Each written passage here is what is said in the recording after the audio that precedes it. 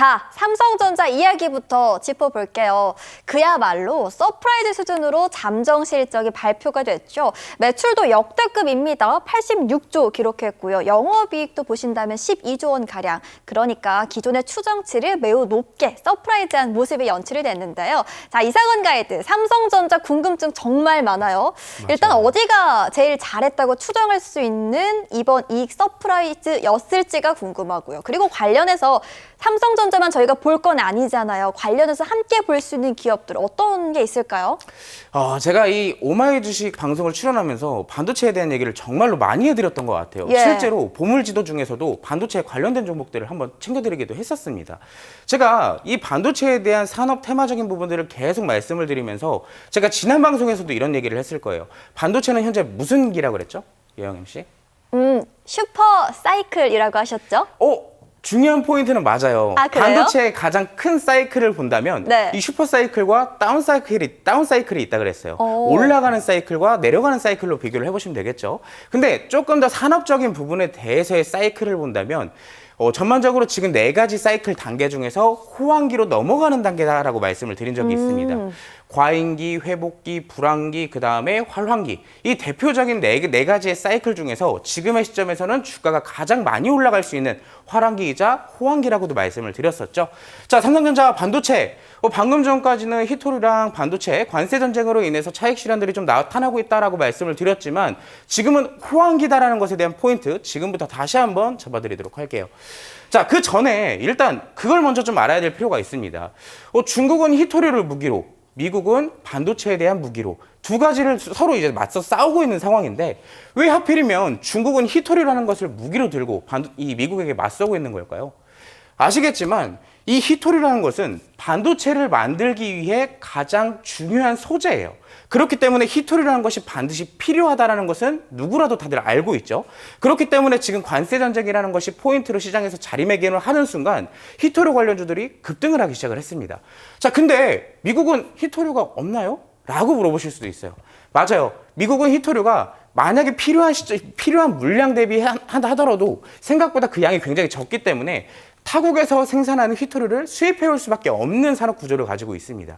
그러다 보니까 중국은 전 세계적으로 히토리 생산량의 80% 내지 90%를 가지고 있거든요. 사실상 가장 압도적인 재료를 갖고 있다고 볼 수가 있겠죠. 미국 같은 경우는 그 중국에게 이 중국산 반도체 장비와 재료들을 이 관세를 부과한다는 내용으로 둘이 서로 싸우고 있는 거예요. 근데 중요한 건 이겁니다. 아시겠지만 모르시는 분들도 있을 수도 있어요. 반도체는 이 산업 구조상 전 세계적으로 분업 공정화 시스템을 가지고 있는 산업입니다. 분업 공정화, 이게 무슨 얘기일까요? 라고 생각을 해보실 수도 있겠죠. 자, 예를 들어서 이런 겁니다. 미국은 반도체에 대한 설계를 중점적으로 한다면 우리나라와 대만 같은 경우는 반도체에 대한 제조를 중점으로 하고요. 아시겠지만 히토리, 반도체에서 가장 중요하다고 그랬죠. 근데 그 중요한 재료가 어디서 생산이 된다고 그랬어요? 중국에서 생산이 된다 그랬어요. 그러면 전반적으로 설계부터 생산 재료까지 전 세계적으로 넓게 각각의 국가마다 분업이 되어 있는 공정화 시스템을 갖고 있다라고 다시 한번 설명을 드릴 수가 있겠습니다. 근데 하필이면 재료와 설계를 하는 두 국가가 지금 싸우고 있다면 어떠한 일이 생길까요? 서로 고율 관세를 부과한다라는 지금 명목으로 싸우고 있죠. 자, 그렇게 된다면 생산비가 자연스럽게 올라가게 되고 공급 자체가 어려워지게 되면서 이익 창출이 어려워지게 됩니다. 그럼 자연스럽게 반도체에 대한 악영향을 미칠 수밖에 없게 되는 것이고 지금 이 두 국가 간의 관세 전쟁이 실제로 반도체에 대한 차익 실현으로 이어질 수밖에 없다는 것이 현실인 거예요. 자, 그래서 우리가 지금까지 반도체에 대한 전반적인 차익 실현에 대한 이유를 좀 살펴봤다면 그럼 반대로 호황기라 그랬는데 호황기는 대체 어떤 것이냐 다시 한번 좀 잡아보도록 하겠습니다. 자, 제가 지난 시간에도 반도체에 대한 사이클에 대해서 소개를 시켜드렸어요. 자, 두 가지 포인트를 볼 필요가 있는데 자, 우리가 반도체의 마지막 호황기가 언제였었냐? 제가 지난번에도 설명을 드렸습니다. 21년도 당시라고 그때도 말씀을 드렸어요. 21년도 당시. 그때 당시 코로나로 인해서 사실상 이 디바이스 부분에 대한 수혜가 가장 컸다라고 볼 수가 있겠죠. 예를 들어서 재택근무를 해야 되다 보니까 태블릿이나 PC, 이제 각 집마다 한 대씩은 무조건 필요한 시대가 있었어요. 그러다 보니까 수요가 굉장히 늘어났던 시기였는데 그럼 자연스럽게 반도체를 생산하는 기업들은 그 생산량을 늘려갈 수밖에 없는 시스템이 만들어졌습니다. 근데 생각보다 코로나가 빨리 끝났다라고 우리가 볼 수가 있잖아요. 1년 만에 끝났으니까요. 자, 그 코로나가 끝나니까 결국엔 어떻게 됐어요? 생각보다 2년 내지 3년 정도 길게 보고 있어서 반도체 양을 굉장히 많이 만들어 놨는데 그 반도체를 전부 다 소진하지 못하니까 과잉기가 와버렸어요. 반도체를 필요한 구간이 생각보다 이제 줄어들게 된 것이죠. 자, 그러면 과잉기로서 이 반도체를 생산하는 기업들은 결국엔 뭘 선택해야 돼요? 반도체의 생산량을 줄일 수밖에 없는 정책을 펼치게 됩니다. 그러다 보니까 전체적으로 생산도 줄고 소비도 주는 불황기의 시기가 온다 그랬어요. 자, 근데 불과 작년까지만 하더라도 AI, 자율주행, 우주항공, 대표적인 산업 기술적인 부분들에 대해서 이 반도체에 대한 수요가 다시 회복되는 시기가 왔습니다. 제가 그때 당시에도 반도체의 사이클은 3년 내지 4년에 한 번씩 주기가 돈다라고 설명을 드렸었거든요. 자, 21년도 당시에는 호황기를 겪었다면 22년도에는 과잉기를 겪었고요. 23년도에는 불황기를 겪었습니다. 그리고 24년도 때까지는 전반적으로 수요가 늘어나는 회복기까지 거친 이후에 현재 시점에서는 다시 25년도 기준으로 호황기가 들어왔다라는 얘기죠. 자, 반도체의 업황 사이클, 지금은 회복기에서 호황기로 넘어가는 단계다. 근데 우리가 이렇게 사실상 조금 추상적인 얘기를 드렸지만, 그래서 아직은 호황기라고 내가 직접적으로 느끼지를 못하겠어요. 라는 것에 대한 증빙은 아까 최인정 캐스터와 이하영 MC가 얘기했던 삼성전자에 대한 실적이 그 부분을 증빙하게 될 겁니다. 자, 뒤에 있는 페이지를 보도록 할게요. 오늘 삼성전자의 실적이 발표가 됐죠. 자, 삼성전자의 실적은 아까 어디가 가장 중점적으로 많이 성장을 했고 많이 잘했냐라고 물어봤었어요. 바로 디바이스 솔루션 부분입니다. 이 디바이스 솔루션이 어떤 부분이냐면 반도체 사업부를 운영하고 있는 사업부거든요. 자, 그렇다면 그게 무슨 얘기예요? 반도체가 많이 상승을 했고 많이 팔렸기 때문에 반도체, 즉 삼성전자의 실적이 어닝 서프라이즈를 기록을 했다더라. 자, 근데 여기서 우리가 구체적으로 살펴봐야 될 것은 D램에 대한 수요가 증가했다라는 것이 포인트예요. D램의 수요도 증가했지만 HBM, 여러분들 많이 들어보셨죠? HBM. 요즘 반도체 하면 D램이나 HBM 얘기밖에 안 하잖아요. HBM 출하량도 늘고 D램에 대한 수요도 증가를 하다 보니 자연스럽게 삼성전자의 주가 실적은 어떻게 되겠어요? 올라갈 수밖에 없는 배경이 만들어졌다라는 거예요. D램 같은 경우는 왜 수요가 증가했을까요? 이하영 MC. D램 같은 경우요? 네, D램은 왜 수요가 증가했을까요? 왜일까요? 궁금한데요. 어떤 이야기가 있을까요? 자, 방금 전 페이지를 여러분들이 잘 설명을 들으셨다면 아실 거예요. 우리가 방금 전에 지금의 시기는 무슨 시기라 했어요? 호황기 전에 회복기였다 그랬어요. 그 회복기가 되기 위해서는 산업적인 배경이 만들어져야 되거든요. 자, 작년까지만 하더라도, 올해 초까지만 하더라도 주가지수, 즉 이 국내 주식시장을 끌어올렸던 거, 이 비단 우리나라 증시뿐만이 아닙니다. 미국 증시도 포함이겠죠. 그 양 증시를 끌어올렸던 배경에는 결국엔 누가 있어요? AI가 있죠. AI가 급속도로 발전을 하기 시작하면서 우리가 실제로도 현재 많이 사용을 하고 있잖아요. 챗 GPT라던가 감마라던가 여러 가지 AI 플랫폼들을 많이 사용하고 있는데 그 AI들을 사용하기 위해서는 AI 플랫폼 기업들은 뭘 만들어야 돼요? 데이터 센터를 만들어야 돼요. 데이터 센터를 만들어야 되는데 거기에 대한 D램이 많이 들어간다는 거예요. 일반적으로 우리가 컴퓨터 하는데 D램의 사용 개수를 1개라고 표현을 한다면 이 데이터 센터에 들어가는 D램의 양은 6배에서 8배까지 늘어나게 됩니다. 요즘에 여러분들 AI 얘기 들어보면 각 기업들마다 데이터 센터를 증설한다라는 얘기를 굉장히 많이 하잖아요. 그럼 각 기업들마다 데이터 센터를 하나씩만 증설을 하더라도 거기에 PC가 한 개밖에 안 들어갈까요? 수백 대가 들어가겠죠. 수천 대가 들어갈 수도 있어요. 자, 그 안에 이 D램에 대한 공급량이 더 많아질 수밖에 없다라는 얘기입니다.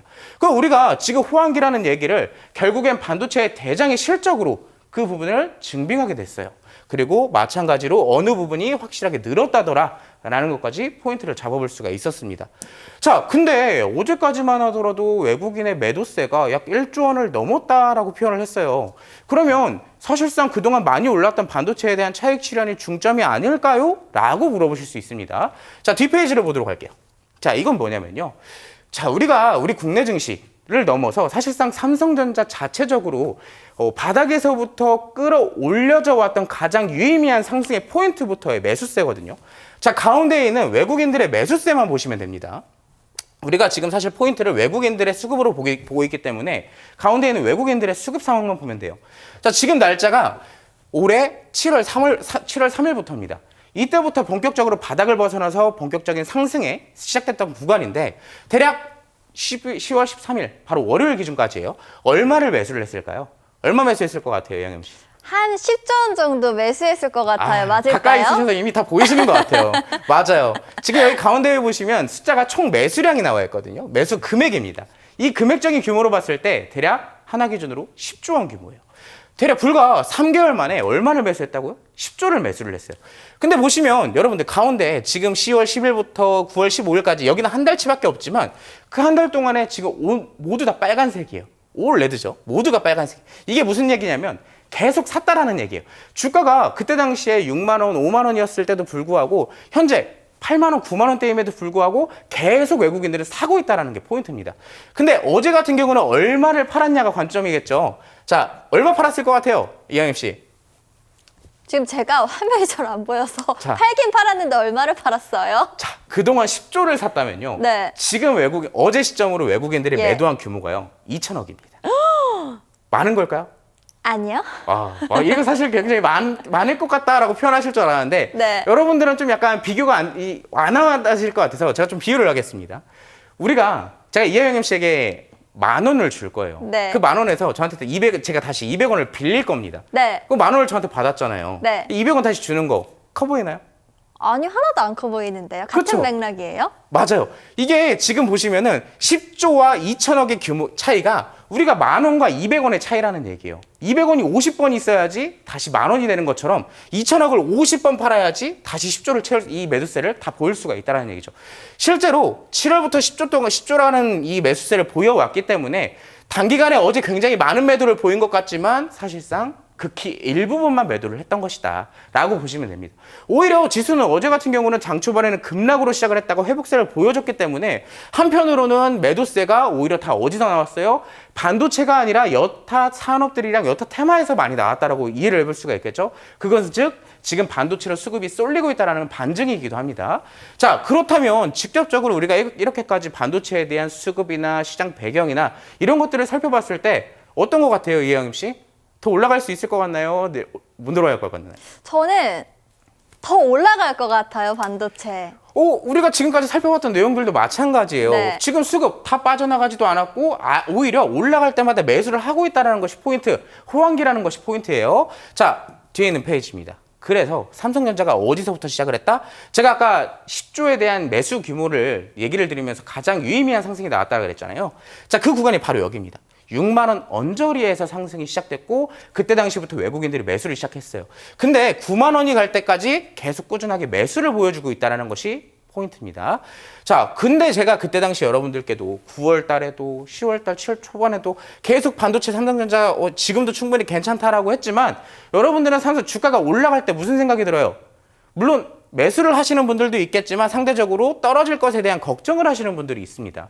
그래서 제가 황금선 나침반 기법으로 발견해낸 종목을 여러분들께 보물지도로 드렸어요. 제가 9월 17일 날 여러분들 첫 방송으로 보물지도를 챙겨드렸던 그 종목입니다. 보시면 여러분들께 제가 이 종목 삼성전자만큼 올라갈 가능성이 높은 종목이다라고 한번 소개를 시켜드렸던 적이 있어요. 그때 당시 여러분들께 소개시켜드렸던 구간이 어디냐면 이때입니다. 이때. 정확하게 황금선 위에 안착하는 모습이 나왔을 때 여러분들께 보물지도 드렸던 거거든요. 자, 우리가 대략 보유한 지 2주 만에 어떻게 됐어요? 오늘 같은 경우는 14만 원 근처까지 더 올라갔어요. 자, 그래서 결국에는 이 9만 원대부터 14만 원대까지 50% 가까운 상승이 나왔습니다. 여러분들 이 황금선과 이정표 오늘 조금 이따 같이 배워볼 건데 지금 이렇게 보니까 좀 안 보이시죠? 자, 그래서 왼쪽에 확대해서 갖고 왔습니다. 자, 확대해서 보시면 여러분들께 소개시켜드렸던 구간이 보물지도로서 이 구간이에요. 이 구간. 이제 막 황금선에 안착됐던 구간입니다. 자, 그 이후로 어떻게 됐어요? 황금선의 길을 잘 안착을 하니까 주가는 상승할 수밖에 없다더라. 자, 그리고 중요한 거 거기에 지금 이정표까지 계속 붙어주고 있죠. 방향을 알려주는 거예요. 이정표는 우리가 주가가 앞으로 어디를 가는지 단기적인 방향성을 보여주는데 지금 같은 경우는 이정표가 계속 차트상에서 나타나다 보니까 주가가 위로 향할 수밖에 없는 모습들이 나타나게 된 거죠. 자, 그래서 여러분들이 이 두 가지의 종목을 보면서 무슨 생각을 하실까요? 반도체 지금도 좋은데 뭔가 많이 올라간 것 같아서 걱정되시죠? 분명히 그렇게 생각하실 수 있습니다. 다만 아직도 전체적으로 증시에 대한 수급이 반도체에 대한 쏠림과 그리고 산업적인 구조를 봤을 때 아직도 반도체는 올라갈 여력이 남았다라는 것이 포인트예요. 자, 조금 있다가 우리가 교육 시간에도 반도체에 대한 보물 지도를 제가 또 한번 살펴드릴 테니까 남은 시간 끝까지 시청해 주시기 바라겠습니다. 네, 정말 궁금했어요. 반도체 올라서 걱정하셨을 것 같은데 상방이 더 열려 있다라고 이해하시면 좋을 것 같네요.